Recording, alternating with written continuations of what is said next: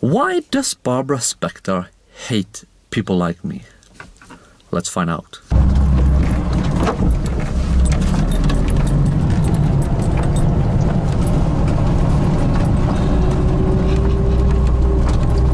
I'm living in the countryside with my wife and 5 children.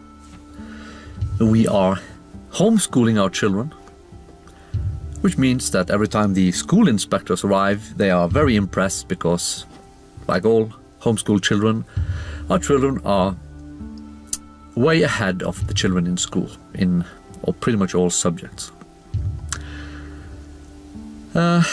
We don't have hot water. We tend to use the sun to heat water in the summer and to some degree spring and fall, autumn. And in the winter we heat water with firewood that is obtained from the area very cheaply, or gas. And we will keep using gas as long as gas is available. But when it stops, we will use only firewood from the area.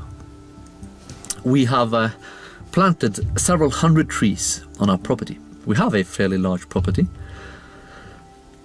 And we are using permaculture to try to become as autonomous as we possibly can. We're not yet there because it takes time, but we're getting there. We have hens, of course, and yeah, I cut our wood myself. As long as we have gas, I use mainly the chainsaw, but I also use a manual saw. And when we run out of gas in this world, I will keep using the saw, the manual saw. We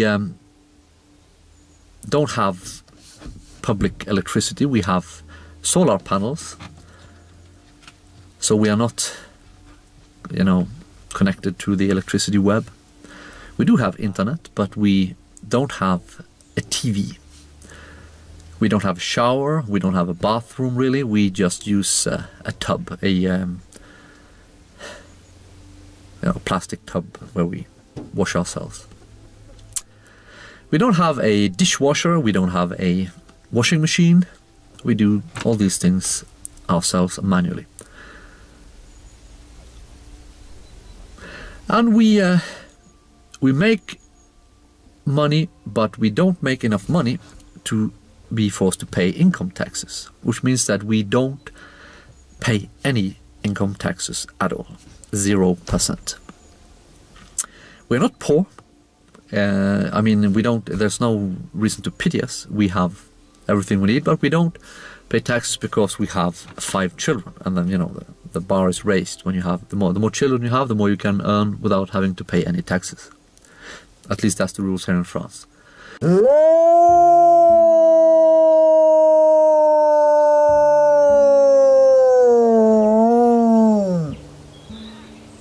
No matter what kind of jungles they create in the cities, the countryside remains calm and pleasant and European. And that's a real nightmare to them.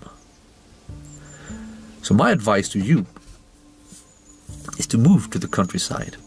Start a family and live there. Try to become as autonomous as you can. And instead of worrying about not making enough money, you should worry about reducing your needs for money. Because the less money you need to survive, the less dependent you become, and the less you sponsor their evil criminal regimes. Yep, that's the best term we can use for them. When shit hits the fan, when everything goes ad undas, the families in the countryside will do best. They will be the most likely to survive. If they're pretty much autonomous, they will not be affected too much by the sewage that is created in the cities and other urban areas or semi-urban areas by our politicians. This is a free area, a European area with you have hunters and dogs and plenty of animals and nature and trees and firewood and energy and everything you need to survive isolated. Don't throw the baby out with the bathwater. I mean, you can still have internet and use it as long as it works. You can still use gasoline as long as it works. You have to make some sacrifices, or rather you have to make use of some of the services that are still available. But by and large, try to become as autonomous as possible, and the most important thing is not to cut off all the good things about civilization, but to ensure that when you no longer have them, you are able to survive anyhow. You need to not become dependent on them. So don't throw the baby out with the bathwater. Thank you for watching. Bye bye.